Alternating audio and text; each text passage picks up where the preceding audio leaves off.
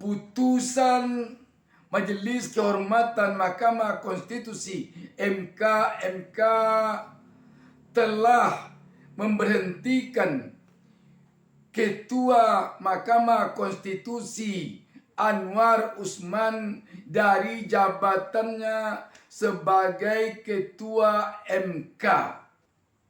Dengan ini agaknya perlu para pejabat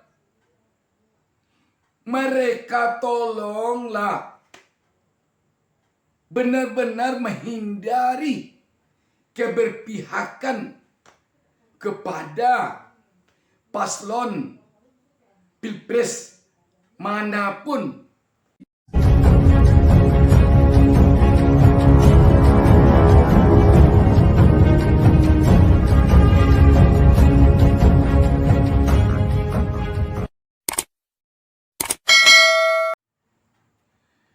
Assalamualaikum warahmatullahi wabarakatuh. Alhamdulillah wa syukurillah, Allahu Akbar. Kita dapat berjumpa kembali pada kesempatan ini. Saya Bustami Narda tak akan pernah berhenti mendoakan kita semua agar selalu mendapatkan rezeki yang halal sebanyak-banyaknya dari Allah Subhanahu wa taala, agar selalu diberkahinya hidup kita, agar selalu pemimpin kita dicenderungkan hatinya oleh Allah Subhanahu wa taala, oleh Tuhan Yang Maha Esa untuk memikirkan kesejahteraan, untuk memikirkan kesejahteraan kita, rakyat yang dipimpinnya ini, rakyat yang menggaji mereka ini.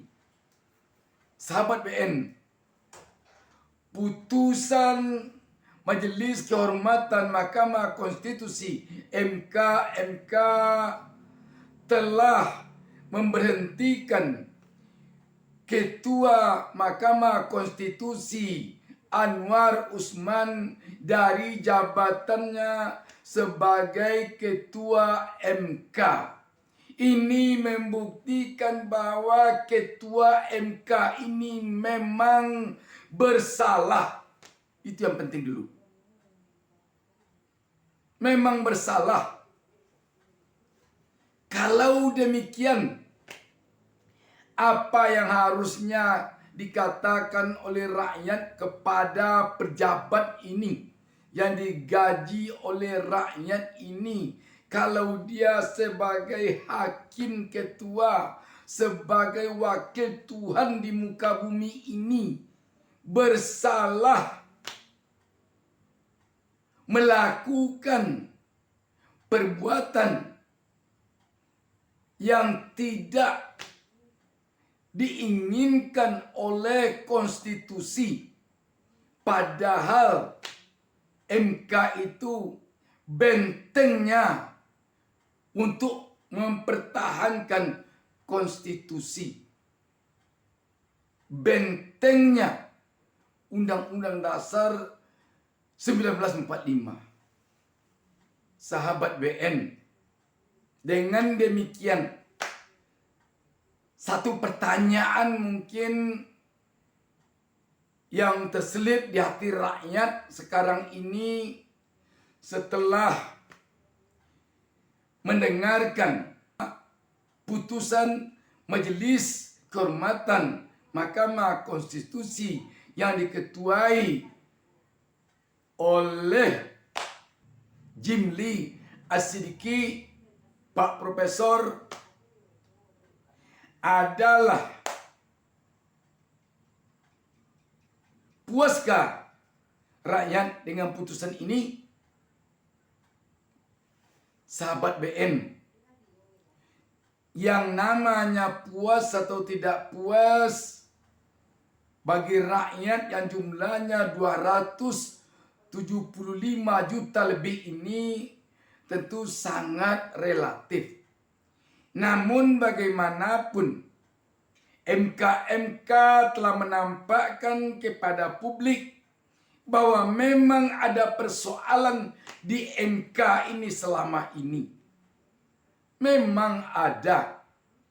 Dan ini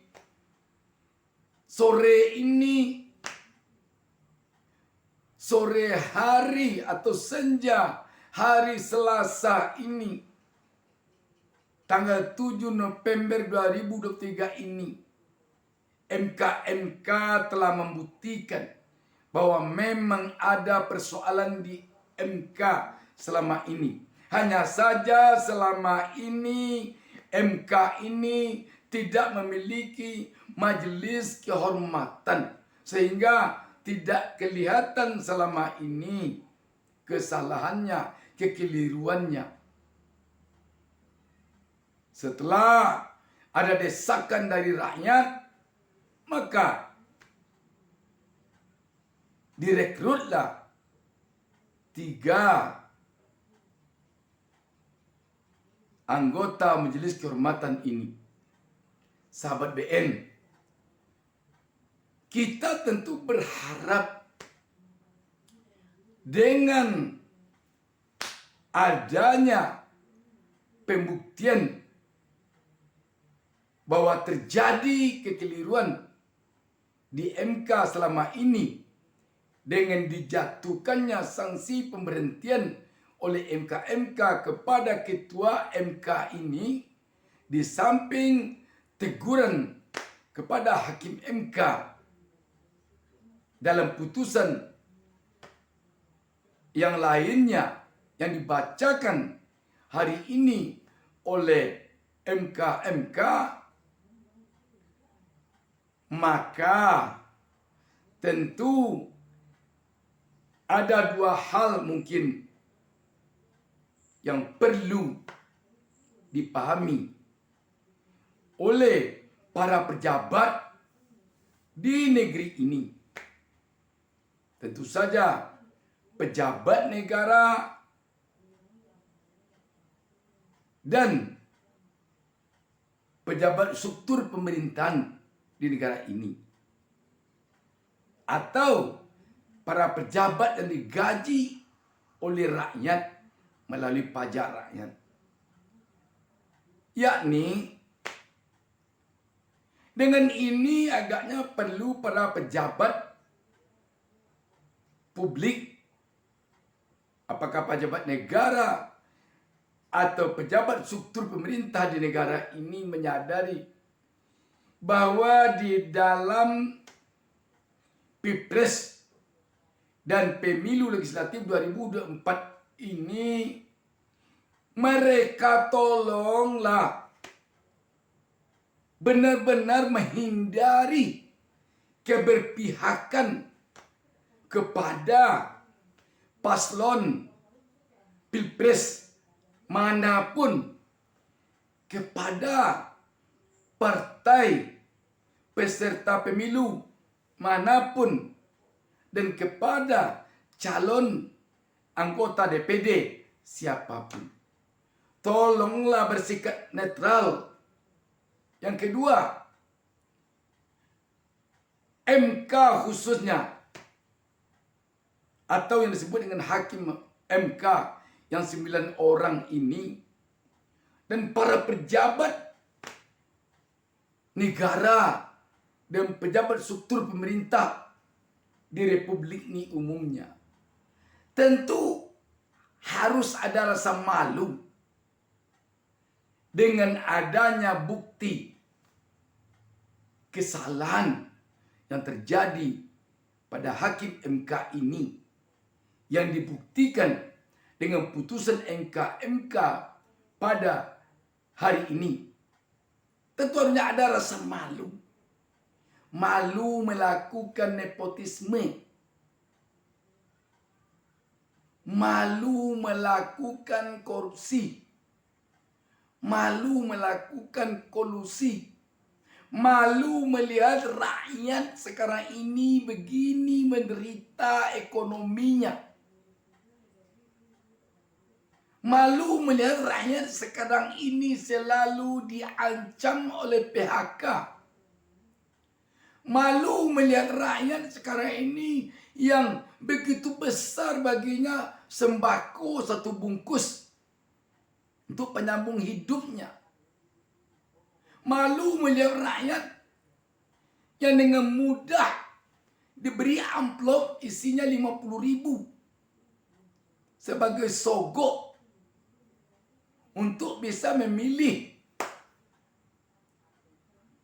satu pasangan calon pilpres, satu caleg di partai, satu calon anggota DPD di DPD.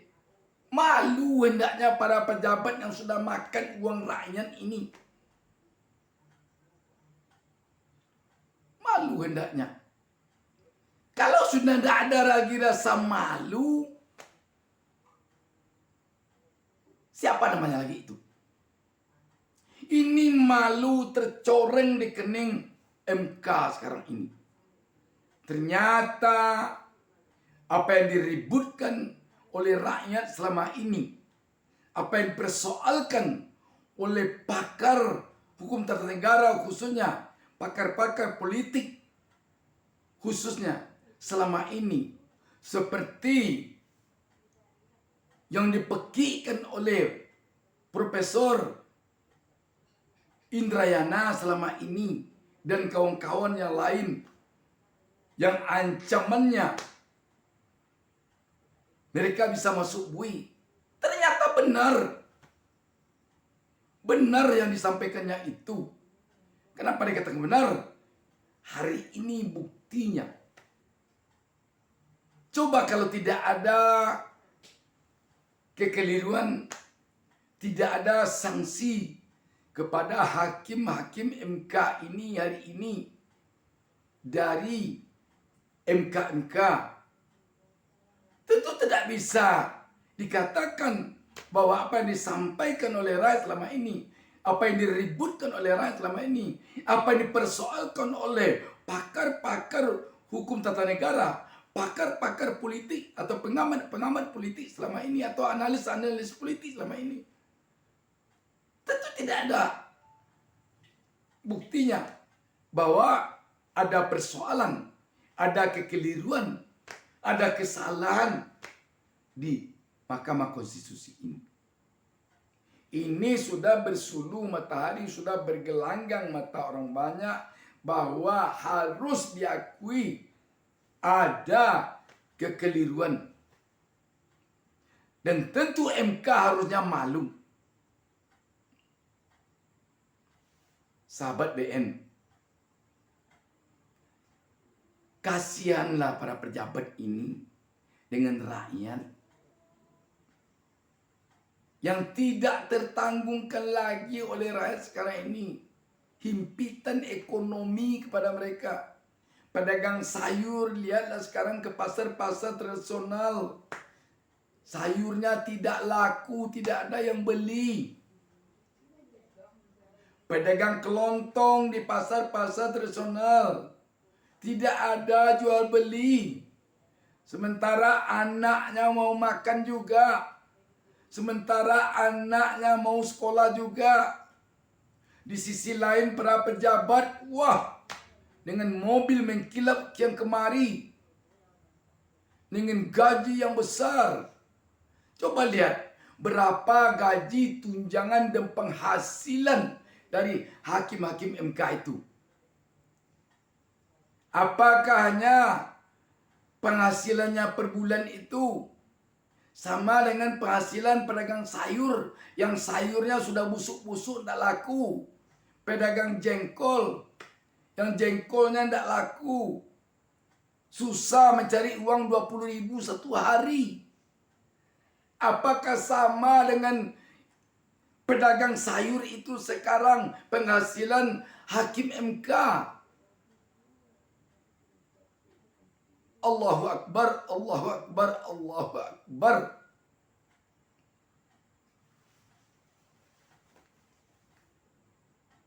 Tidak tertanggungkan lagi oleh rakyat di tengah-tengah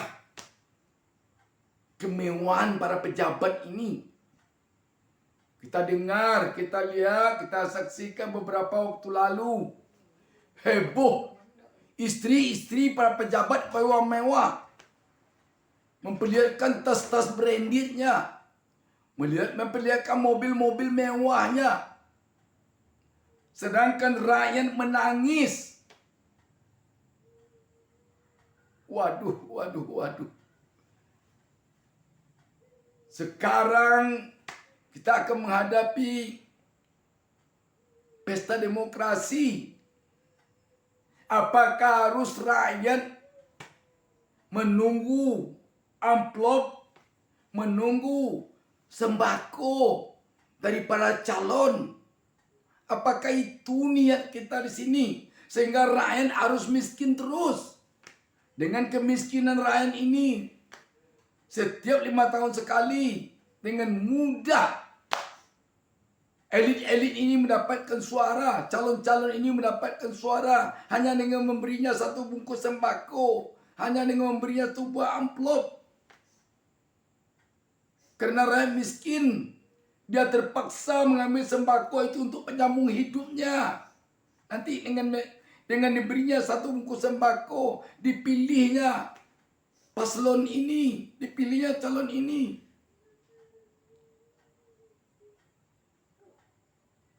Dengan mudah pula dia harus mengambil amplop 50.000 sehingga dapat membayar uang sekolah anaknya, dapat untuk belanja anaknya. Renungkanlah wahai pejabat, renungkanlah. Berbuat kekeliruan Anda di sana, di tengah-tengah jeritan kami, rakyat ini. Cobalah lihat sekarang permainan politik. Sungguh menjerit hati rakyat melihatnya, menjerit. Kapan rakyat bisa melihat keberpihakan pemimpinnya kepada rakyatnya dengan tulus, tanpa kepura-puraan? Kapan lagi? Kapan lagi? Cukup lagi ini. Wassalamualaikum warahmatullahi wabarakatuh. Jangan lupa subscribe. Jangan lupa subscribe.